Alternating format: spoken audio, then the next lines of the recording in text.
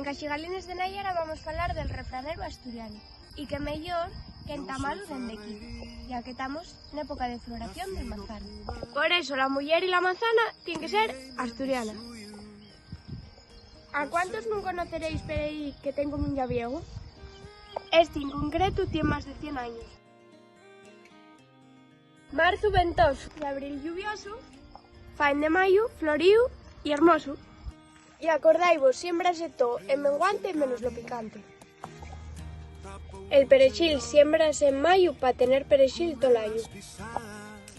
¿Por qué no naciste ajín?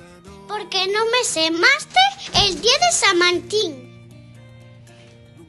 Ay, fía, tú cuando te cases estás muy fría. Ay, fía, cuando te cases. Pues estate tranquila, porque para casarse y para morrer no hay que correr. Y además acuérdate, si la gocha no quiere maíz, y igual que y arrimes la panoya. Los refranes forman parte de la cultura popular. Son una manera de compartir experiencias y a través de ellas de aprender lecciones y dar consejos de esas vivencias. Pasan de generación en generación mediante la tradición oral y son una manera de caltener la nuestra cultura. Y para final, que no se te escaezca, si vienes a Vimenes, trae pan que cenes.